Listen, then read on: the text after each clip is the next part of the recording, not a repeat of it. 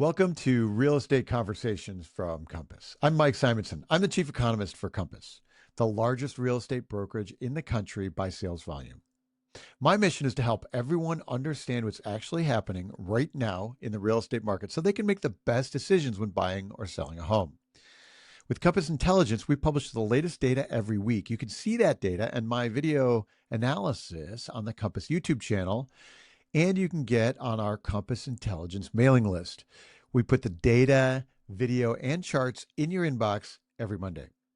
With the Real Estate Conversations podcast, I seek expertise and insights from the best leaders and thinkers in our industry. These conversations help me understand and hopefully help you understand the trends and dynamics driving the market today. So stick around for more real estate conversations.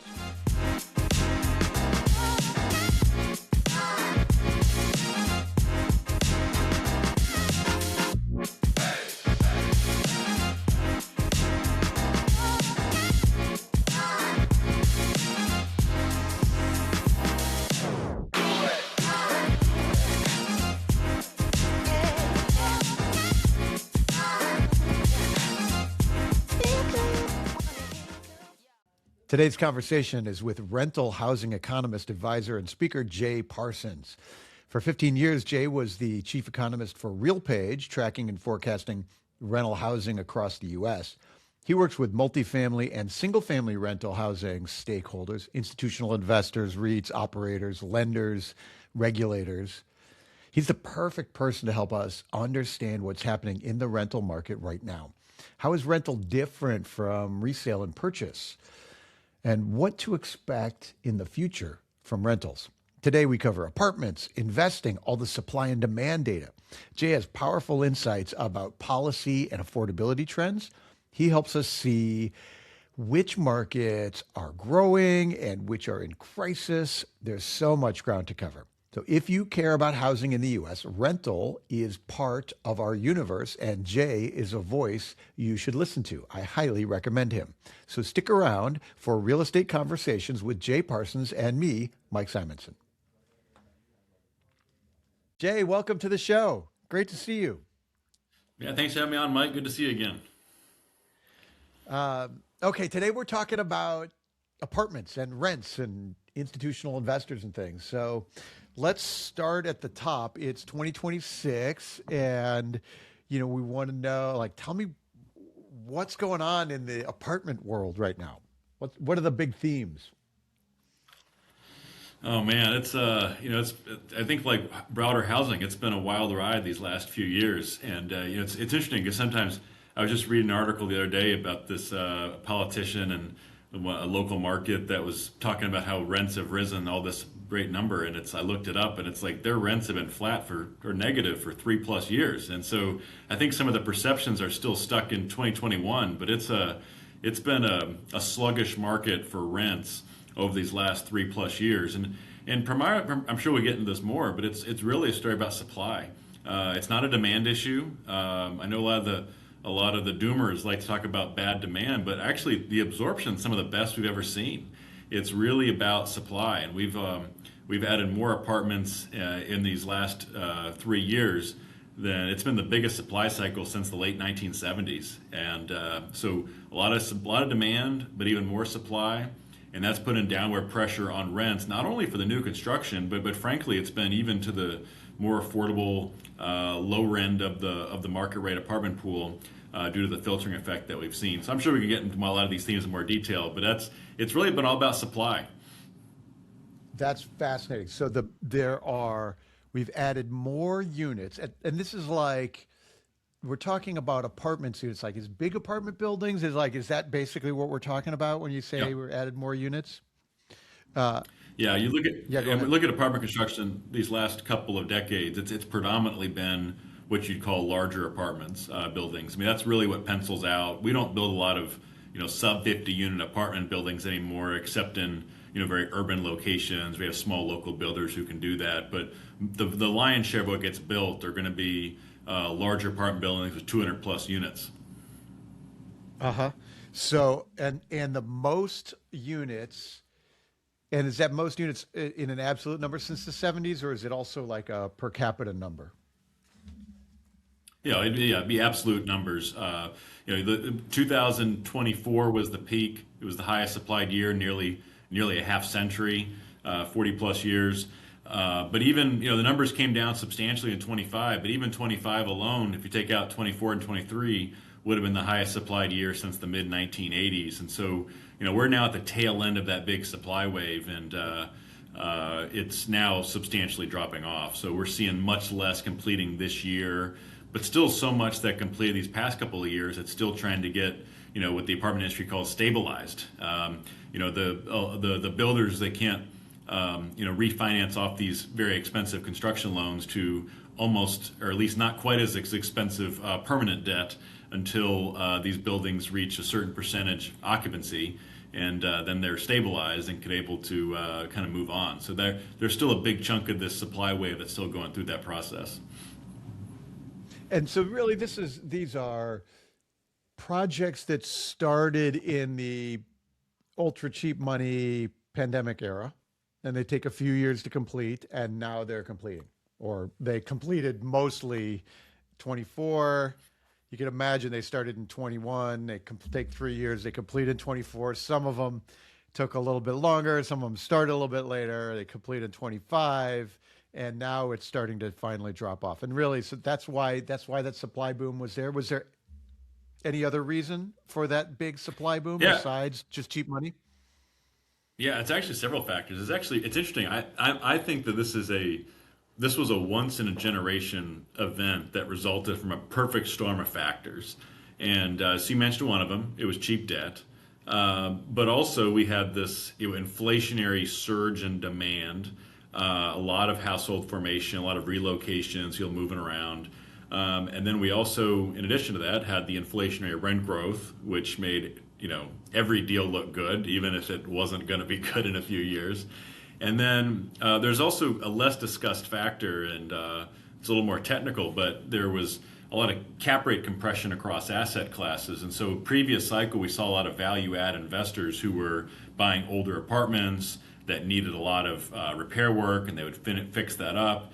But what ended up happening is we saw the pricing for these deals get so expensive that it pushed some of the groups that were previously doing these value add investments. They said, hey, if I'm gonna if my cap rate, my return is going to be, my yields are going to be sub 4%, I might as well just do new construction instead of taking on the risk associated with an older apartment building.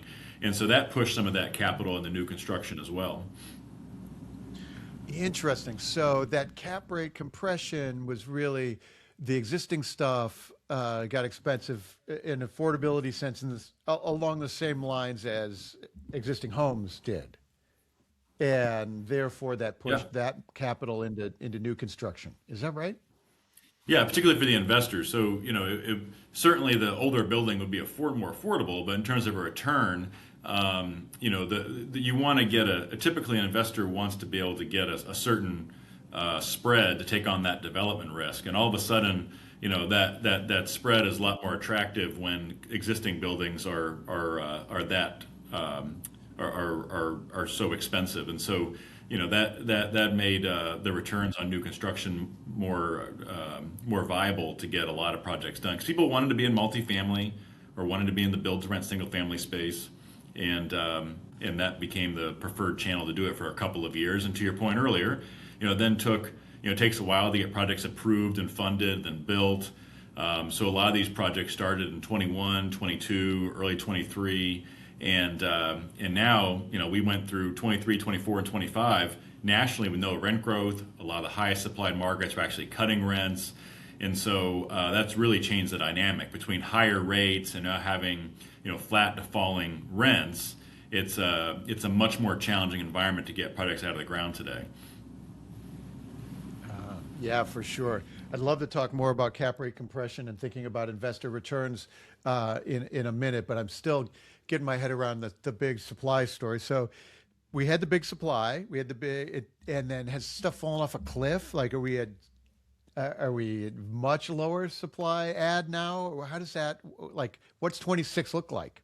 Is 26 going to be back to the 2017 level or something like that? It's dropping even more than that. We look at starts. The census data on starts for multifamily is pretty bad. It's not. I mean, I could bore you with some of the details there, but not very good data. What we see in the private sector data that tracks project by project is that multifamily starts are down more than 50% from the peak in many cases. Some markets even more than that. So, fast forward to look at completions, because obviously starts are the indicator of completions.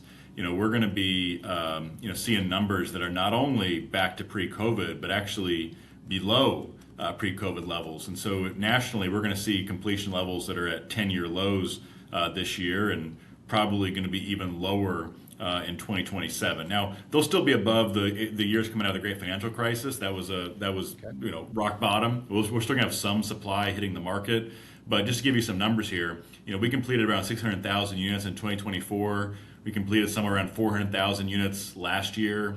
This year will be closer to 300,000, and I think in 2027, we could be closer to mid 200s, and I think we'll probably stabilize somewhere around that range, barring a big shift in the market, of course. Prior to COVID, we were typically in the mid 300s, and so you can see, like, if you're looking at this on a chart, you see this huge surge, 23, 24, 25, and it's now dropping off, and it's going to be not disappearing completely, but will be even lower than the years leading up to COVID. Yeah. So demographically, do we have an overhang or was that catch up the last few Yeah, years? it's I mean it's a good question. A little bit of both. Okay. I like the word overhang and as opposed to oversupply. I've always heavily hate that term because it just takes time to get supply to catch up to demand, and because supply is inevitably a lags demand. We tend to kind of work in cycles where there's more demand than supply. We then build a lot of supply, and then there's more supply than demand, and demand's catching up. And so I think some of that, I mean, you look at the absorption numbers, clearly a lot of that was feeding pent-up demand. We saw some of the best absorption we've seen in decades these last couple of years. Even though supply is even greater, absorption was fantastic. And so and I think that gets lost in these stories sometimes. People see, weak rents. They said, oh, that market got overheated. It's like, no, that market's still a top 5 demand market. It just had even more supply in this generational wave of supply. Now, that being said, I think obviously it's taking longer for these new buildings to lease up. They are having to cut rents more because there's so much supply competition. And so there is an overhang. But I think what we'll see is, assuming steady economic. Obviously, if there's a recession, that changes the whole outlook. But if we assume steady economic growth, which is what most of the forecasters are showing, I think that in some of these markets in the next year or two, we'll be talking about undersupply again in some of these cases. Just a year or two.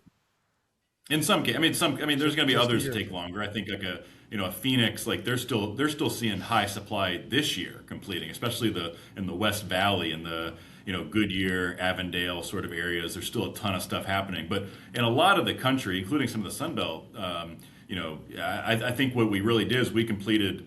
In the last 2 years, 3 years worth of supply in 2 years, and so then you get to a couple of years of undersupply, then or low supply, then if you're still seeing good economic growth, you're going to have pockets that are going to be undersupplied again. Now, I don't think it's going to trigger rent growth in the double digits like we saw a few years ago, but I do think it's going to allow it to have some kind of a healthy rebound and maybe bring some balance back into the market. Fascinating. So the supply story is we had the big surge, which we saw happening, right? We could see those starting. We've completed a bunch, and in the big markets, we completed basically 3 years worth of supply in 2 years, and therefore you could imagine 3 years of absorption and like to kind of get back to normal there, to stabilized there. Yeah, the pace will vary by market, but I think we're already seeing some green shoots.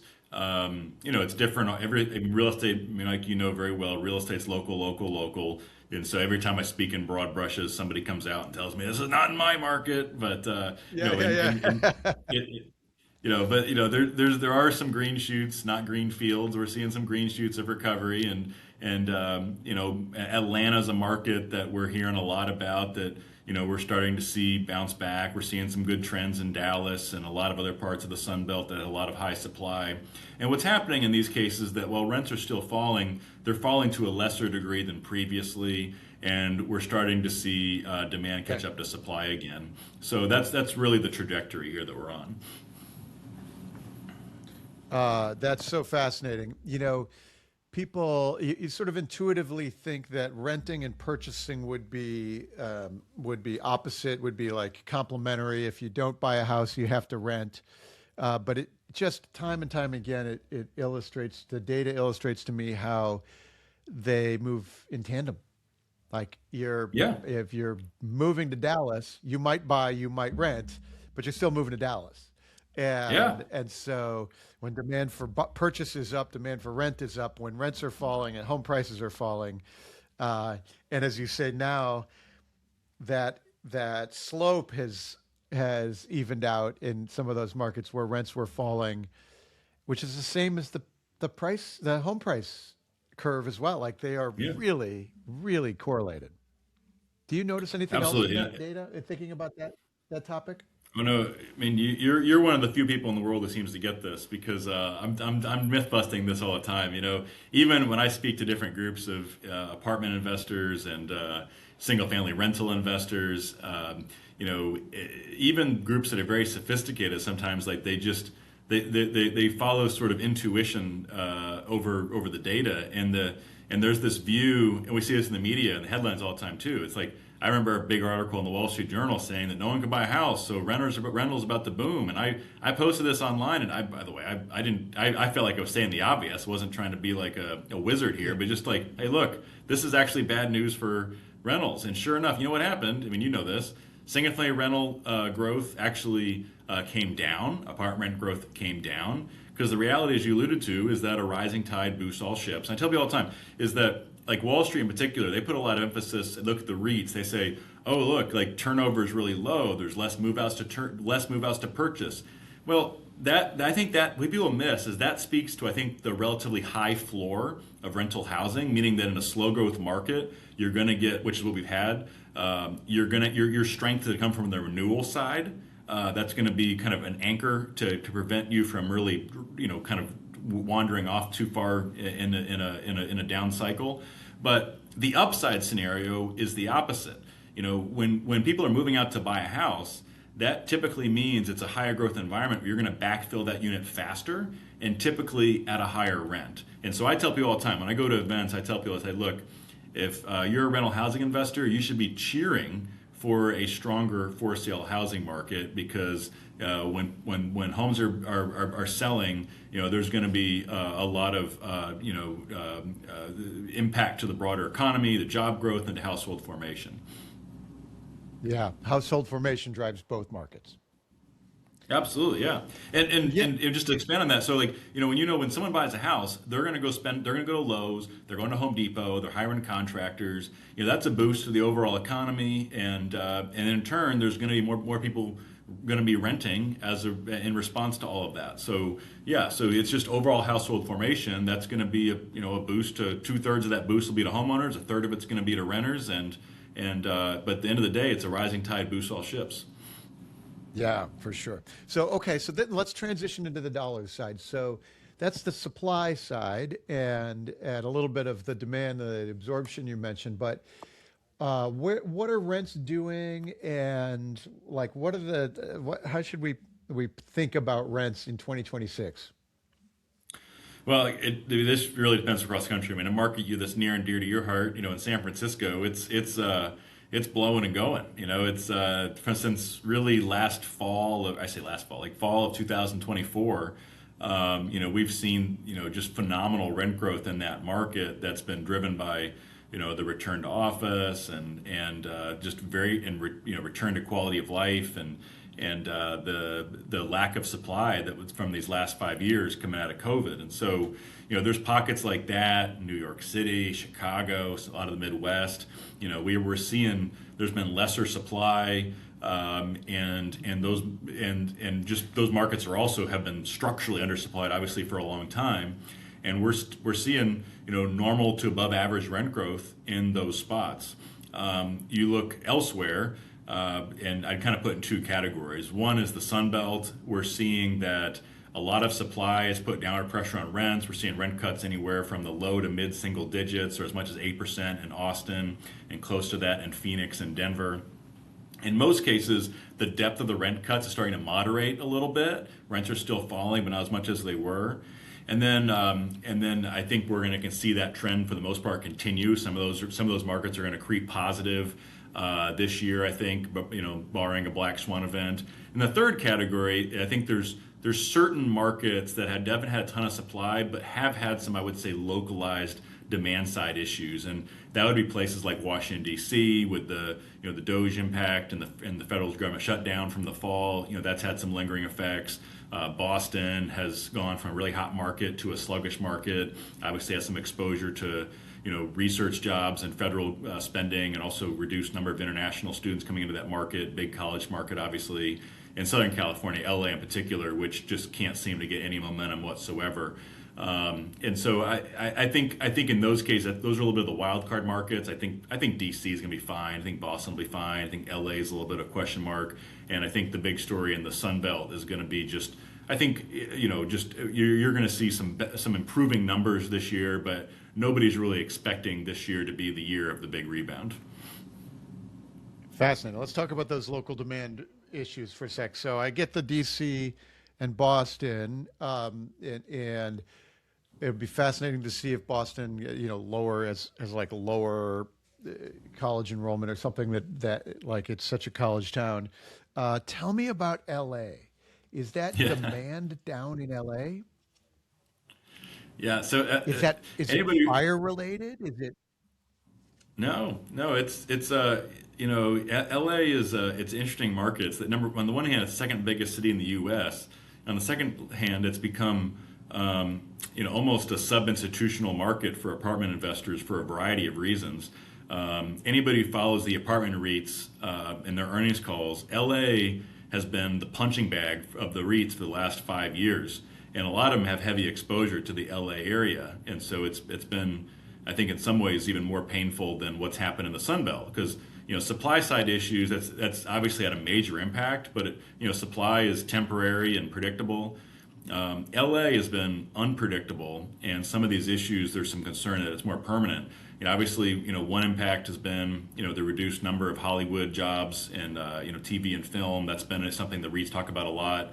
There has been some quality of life issues, particularly downtown, that's impacting some of the performances there. The fire didn't have there's a lot of focus on this. It really didn't translate much in terms of the apartment side. There weren't a lot of apartments in the areas that were impacted by the fire, more single family homes. okay? But then the other issue is that it's been a really tough market that the REITs and others have had to operate in. There's a lot of hostility toward even the most upstanding apartment operators, and so it's been a market where it's just really difficult to be in the business of building and operating housing. And so we've seen one of the big REITs, Camden, recently announced they're exiting. Another big REIT, Equity Residential, they didn't say they were exiting, but they more or less said in so many words that they're going to be a net seller and actually waiting for a rebound, not so they can buy, but so they can sell. So it's not a favored market right now, which some people are going to say, hey, that's the opportunity, that's the time to go in. But it's not. It's certainly a very, very challenging market where you have not only some demand side issues, but also significant levels of regulatory concerns in that market as well. I'd love to talk to you more about regulatory concerns. One quick thought on San Francisco. You didn't mention it, but we can see home prices are like San Francisco is the one city in the country where home prices have really a positive momentum right now, and Yeah. home purchase prices turned positive like last June, a little behind the rental data. I believe it is some of the quality of life stuff, but it's really an AI investment story in my view. It is a lot of money and bringing a lot of people in at very high dollars. And some of that goes into rents, and some of it goes into purchase. But and it's fascinating that we have not seen that bump in any of the other tech hubs, right? It's only San Francisco. It's not Austin. It's not Seattle or Boston. On the Yeah. purchase side, that's been true. Yeah. Well, and also, as you know, I mean, I think the rebound, the AI factor is really real. But I think it's also contributing to that is that among those tech markets like Seattle, Denver, Austin, like those places built like crazy, relatively speaking, while San Francisco built nothing. And I think that's really aided this rebound as well, in addition to the AI impact that you mentioned. Yeah. Yeah, just not enough homes. Okay, so that's really fascinating. So, um, in some of the data that we track, I have asking rents negative year over year. Like we look at, some of the data that I get from Altos Research, for example. What's your take? Are rents down nationally? If you just take the whole country on average, or how do you measure? Yeah, I mean, I think we're somewhere around zero. You know, it depends on who you ask. I mean, there's some groups have us at -1, some have at +1, it's a little bit here or there. So, a lot of that's just, as you know, in this business, some people get really wrapped around, what the second decimal place should be. Like, I think that a lot of it's just methodology, data set, sample. I mean, we're somewhere around zero, give or take. I think the real trend is, I think the more interesting story is about momentum. And what I'm seeing is that these last few months, well, let me back up a little bit. 2025 was a year that started off pretty good for the apartment investors. And then the summer and fall really were just really, really weak. And we saw abnormally, typically summer months, we see pretty seasonally big rent growth. We saw some rent cuts in the summer, and then really so the fall is typically a period of rent cuts, so that's normal. But they were bigger than normal in the fall. I think the market at this point looked to maybe bottomed in September, October timeframe, and then we've seen this winter in these last few months, November, December, January. The numbers were still negative in terms of the monthly numbers, but they were less negative than previously. And what it looked like this winter was, I would call, just a more normal winter. It wasn't great, but it also didn't continue this abnormally weak period from the fall. And so with supply also dropping off, obviously, just like the home buying market, the renting market, like the winter is not the busy time. So you don't want to look too much into those kind of months. But, if you're looking at the tea leaves a little bit, like I think the hope would be as apartment investors is that maybe that's a sign that we're starting to normalize a little bit. And so we'll see how particularly March and April play out. But I think we're maybe on a track where we're going to see a little bit of rent growth this year after 3 years of flat to negative numbers. Yeah, that's amazing because it is really pretty much exactly the housing price story as well. The Yeah. same second half of the year, the accelerating price pressures. Now, still pressures on, but maybe less so, and we can see some, lift in demand signals. That's so fascinating to me how closely tied they are. Okay, so let's talk. So that's our overview. We have the supply story. These rents are obviously still a function of added supply, but the supply is about to drop off a cliff. Um, we uh, we have rents which are flat year over year, maybe up, maybe down. That momentum looks to be shifting a little bit. Okay, that's our overall view of the market. Talk to me about the distress on this side, the distressed market. I know there was a big landlord in San Francisco, maybe the biggest owner in San Francisco, hung on for 3 years with higher rates and ultimately had to give back a big chunk, a big portion of that portfolio. I don't know exactly the details, but it was a lot. Yeah. They couldn't. The financing was too expensive, and it's fascinating because that happened just before rents are exploding. Like they just didn't hang on long enough. So, tell me about Yeah. distress in general. Do we have more of those in the pipeline? Are they done? Or was there a lot? Tell me about that, the distress side. Yeah, it's interesting. It's the big story has been really the lack of distress that's emerged, and it's a nuanced story. I mean, what we've seen is, I know the portfolio you're talking about. They've all the portfolio, the distress that we've seen have. There's generally been a story to it that kind of explained why it was what it is. There's another one that made the news in Texas, and the headline was distress. You read into it, it's really about fraud, and there were some unique issues happening with this particular one. So what's happening is that a few things. Number one is that lenders have been more patient than I think a lot of people expected, and I think that story can kind of get misunderstood to some degree. I mean, part of it is people say extend and pretend. Everybody likes to emphasize the pretend. I mean, some of it's just the common sense of, hey, look, like, we know what's happening. There was an unexpected rise in rates. It is what it is. This is good real estate. It's a good sponsor. It's good location. We just need to be a little bit patient with this, because what the last thing the lenders really want is a repeat of the GFC, when you start foreclosing and everything, and all of a sudden the value of your existing book starts to really drop off too. So that was a real factor. The second thing that contributed to this is that we saw in the last 3 years a heavy shift in institutional capital into debt funds. And what was really unique about this strategy was that these were a lot of groups that these weren't traditional banks. These were groups that had the asset management experience to manage these deals if they were taking back the keys. In fact, in many cases, it was really a loan-to-own type, even a hope. And so, we'll take it back, and essentially it's a cheaper deal to do it this way than actually buying the property outright. And so we've seen some of that. And what's happened is, and this is particularly for, I think, better quality deals that were bought and financed with short-term debt at the peak.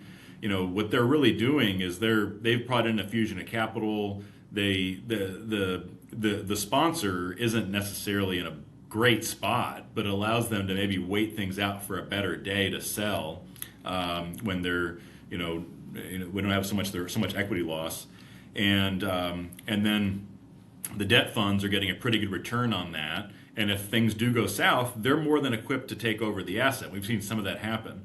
And so the availability of debt has really, and particularly again from these debt funds that have a lot of flexibility for the most part, that's really I think been a lifeline that's changed the storyline. And so there's a lot of headlines about this so-called wall of maturities, and a lot of that, and actually that's a whole different topic. If you look back historically, I mean, walls and maturities tend to be kind of worked out. And that's kind of what happened here. And so I think we will see more distress emerge this year. But I think that a lot of that distress is going to be the stuff that, frankly, just doesn't have a lot of demand among buyers and lenders. It's typically going to be older properties in less desirable locations. It could be a good MSA, but it's in the wrong submarkets. And it's like a busted value add investment. Those are the type of deals I think we're going to see more of. But that's also, I could go on for 8 days about this, but what's really happening is that part of the market is not very liquid right now, but there's a ton of capital that all wants to chase higher quality Class A and B apartments at good locations. And so what we've seen is I think that side is pretty much stabilized. The older vintage value add space has not. And so I think we will see more distress on that side this year, but again, it's just not been nearly at the volumes that some people expected or maybe even wanted to see. Yeah, you could, looking 18 months ago or 36 months ago now, rates are up and they're like, wow, they're up even higher than we expected. There were a lot of people talking about that distress wave that would come to housing. But of course, that it wasn't going to come there because we all have 30-year fixed. We all have a lot of equity. We all have jobs. So, but the commercial side doesn't have 30-year fixed. That doesn't, like. Yeah. So and it's a big difference in cost of money in that time. So I Yeah. was expecting. Well, a lot of them, had are like on the home mortgage, the single family side, what everyone calls the ARMs. But the ARMs haven't been around much. I mean, you know this better than me, but we don't even hear about ARMs as much as we used to, right? But that's much of commercial real estate. Is not. We don't use the same terminology, but it's really it's 2, 3, 4 year debt that has a balloon at the end of it, and that's what a lot of this is, and that's why they got to be in the situation that they're in. Yeah. And that's the wall of maturity. Yeah. Yeah. Yeah. Okay. So, but really, it looks like from your view, the Class A stuff seems to be fine, even if they're under pressure from oversupply and flat rents. There's not like a lot of distress going to evolve there. But the Class C stuff is where the stress is going to evolve, probably still to come, because it's less desirable from the investor side. And is that roughly? Do I have that roughly right? Yeah, I think again, there's a lot of demand for these newer assets. It's not that all these sponsors are going to make out with the returns they expected. I think they're still going to be challenged, but at the end of the day, it's like a lot of those deals will kind of get worked out behind the scenes, and not really be headline distress. The Class C deals, especially if it's in a weak location, if it's an older property, it's not been renovated. A lot of these properties also have a lot of deferred maintenance issues, ACs, roofs that need repair and whatnot. Some have rent roll issues. We have, where you do see challenges paying rent. It's not the A and the B market with the more expensive stuff. It really tends to be at the low end of the market. Class C renters, their rents are a lot cheaper, but their incomes are also a lot lower. And so where there is distress, it tends to be more concentrated in that part of the market as well.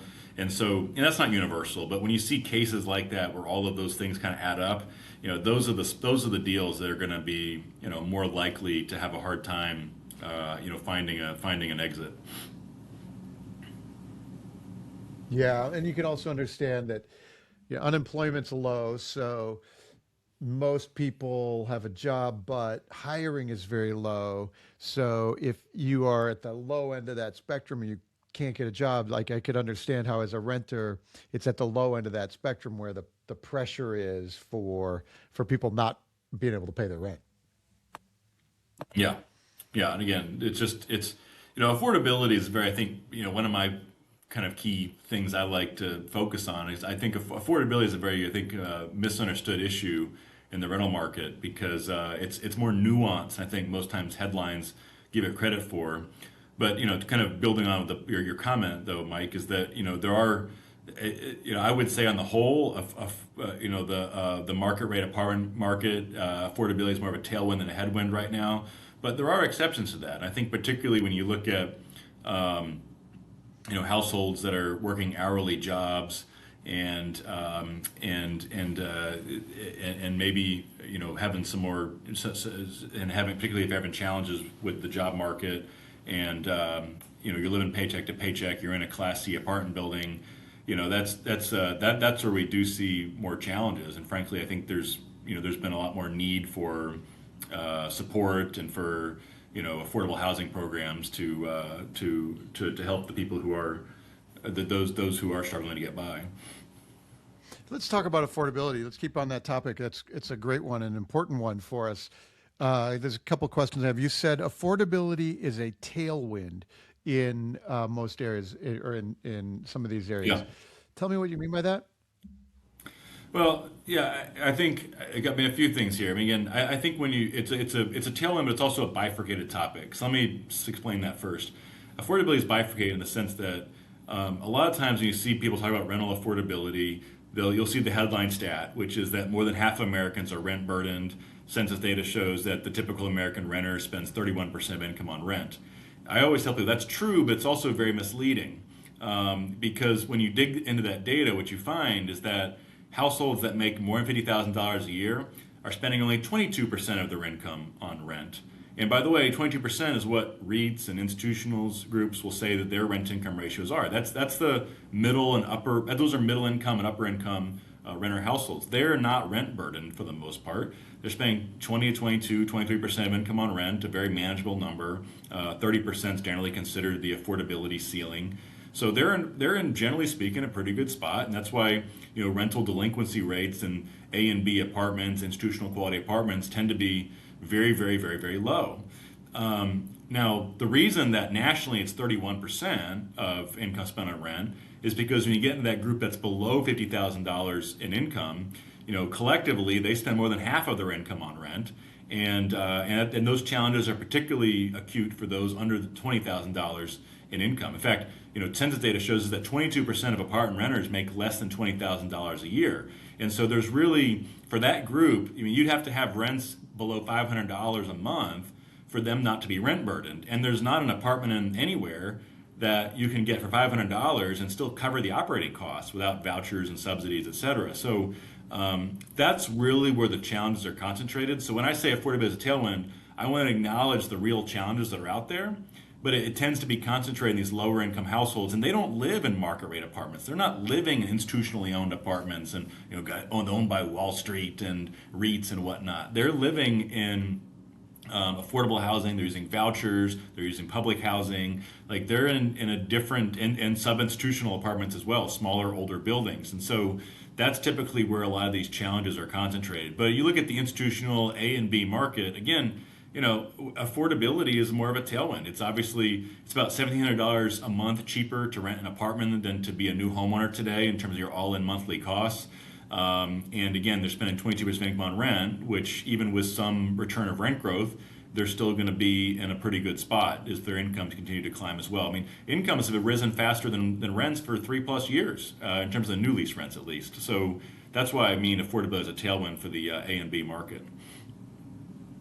That's fascinating. So, in many ways, that's a fascinating way to look at apartments as an affordable option. A reason that apartments are an affordable option for much of the country. Not everybody, but for much of the country. Yeah. No, it definitely is, Okay. and I wish we did a better job of, one of the things I get really fired up about is I wish our policymakers and our media and whatnot did a better job of, hey, affordability is an issue. We need to focus on where the problems actually are. And if you're just painting with a broad brush, a shotgun approach, you're not actually solving the problem for the people who need the help in terms of, we need more affordable housing, we need subsidy programs, however you want to do it. But we got to focus on where the problems are, and I think a lot of the approaches have not been very targeted to actually addressing where those challenges exist. Yeah, let's talk about policy now. I know you write a lot about policy and you have some strong opinions. So I'm Yeah. interested in things like what is good policy? What does good policy look like for affordable housing and for good housing in the country for apartments and who's doing it well? Like who should we copy? Tell me some of those things. Yeah, well, let me start on a positive. I think that it's been really encouraging to see the rise of this YIMBY movement, the Yes in My Backyard. That really originated out of California, starting I think in the 80s or 90s, and it's in the more recent years we've really seen it become a national movement. And there's chapters all over the country now, red states and blue states alike, and we've seen pro housing, pro supply wins in as places as different as California and Florida and in New York and Texas and Arkansas and everywhere else. So that's a real success story. And the idea is basically, hey, we should make it easier to build housing, and that's removing regulations and solving for zoning issues. California, obviously, we had environmental laws have been weaponized for the purpose of just blocking housing construction. Of course, at the end of the day, we just need more housing. We've seen happen across the Sun Belt is when you build a heck of a lot of housing, you're going to have a downward impact on rents. Now, rents might not always fall, but the more we build, if you build more supply than there is demand, there's going to be significant downward pressure on rents, and so that's a positive. And I've been really encouraged. I think it's a really cool issue too, because I love issues like this that bring together the right and the left. Like you've seen, progressive liberals unite with libertarians on these topics. I love it. It's great. Like it doesn't follow strict party lines, and I think that's a real win. Now, in terms of the opportunity, though, is I think the next level of this is recognizing that we're seeing in places like Los Angeles and New York City, and particularly the new mayor in New York. They're adopting the YIMBY language and saying, hey, yeah, we're going to make it easier to build more housing. But what I always tell people is, hey, look, listen, if you want, you can't incentivize investors to build housing and then demonize them once they complete the housing. Like, they're not idiots. They're going to see through that. And so if they can't ultimately operate a business plan once that property is complete, then that's just a charitable donation. And you're going to need nonprofits that are willing to donate the $100+ million it takes to build a large modern apartment building and then write that off. You're not going to build very much housing that way. And so I think until we recognize that, which is obviously, programs like, rent control and, programs that limit screening in ways that are prohibitive to making sure you're renting people who can actually afford it, people who are who they say they are, leasing fraud issues, things like that.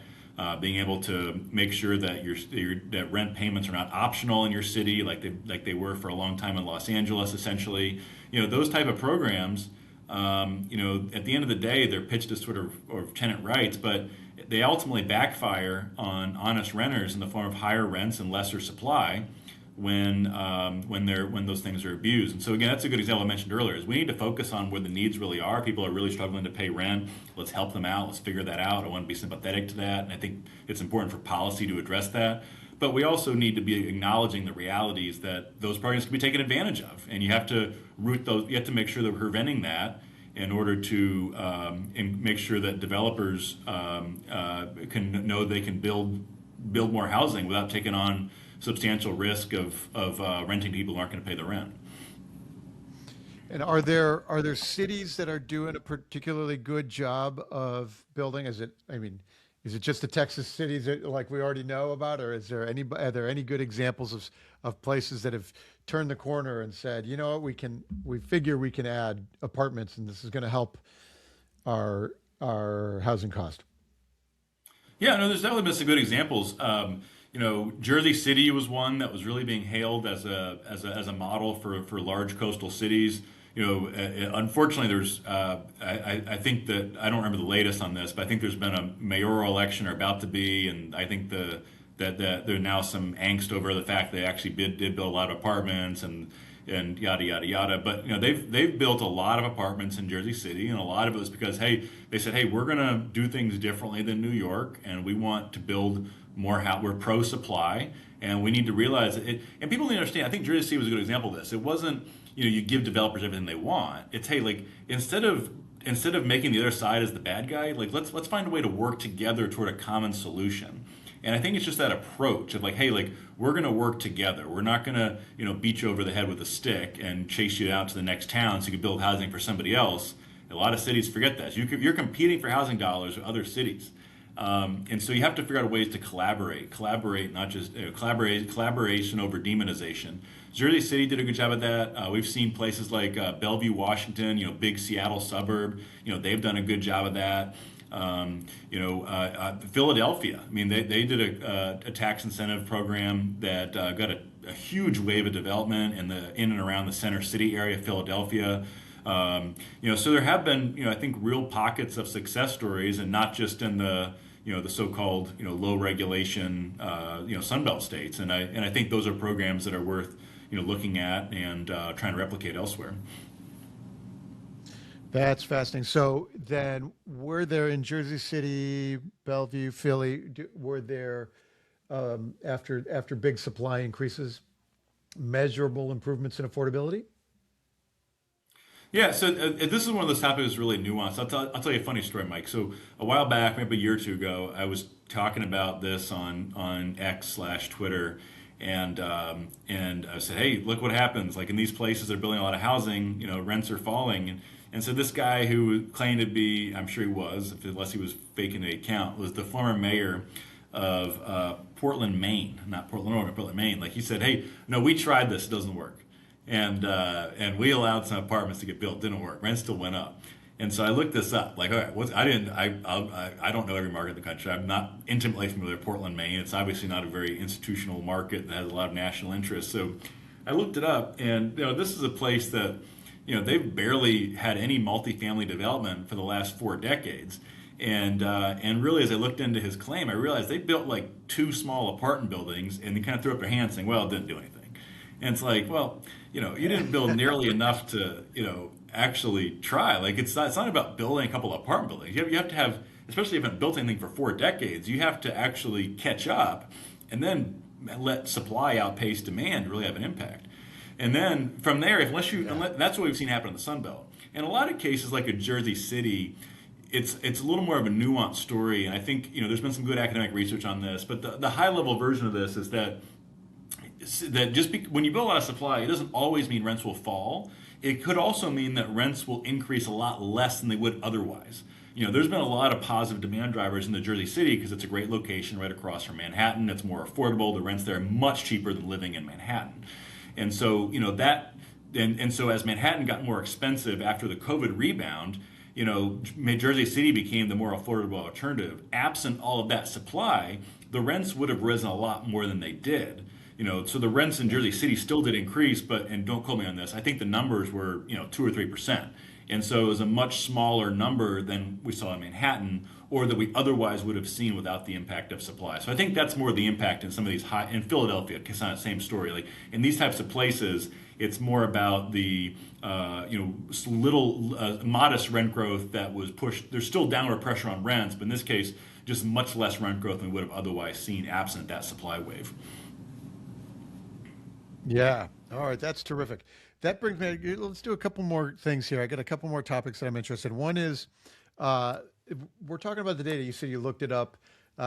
What data is good to is like best to follow? We have census data. We got some latest new construction data out today. What is there? Do you have other like cool data that I should be paying attention to? Well, I'm a like you, Mike. I'm a data nerd, and so I like getting data from all kinds of places. I don't know. It's like picking between your kids. I don't know if I have favorites, but I like seeing. I mean, I think that CoStar and RealPage, Yardi, they all do I think a pretty good job on the apartment side. They have different strengths. I think that the demographic data that the John Burns team puts out is always really good. There's some new sources as well that have been emerging. But I think that those are some of the ones I use the most. Great. Let's tell me about the future. Tell me about your vision for what happens next. Our supply, we covered our supply cliff. We're going down. Like we had a big burst of supply. Starts are way lower now. We have demographic shifts. We have immigration shifts. We have cost of money maybe staying higher longer.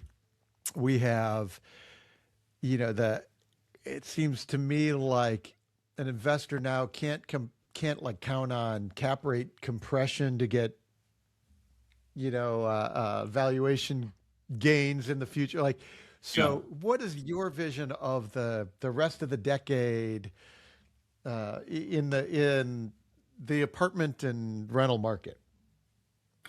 It's a big question. It's a good question. I think it's becoming much more strategic. I mean, we went through a period, this last, especially in the COVID timeframe, 2020 to 2023, 2022, where really you could have had the worst strategy and still done really well.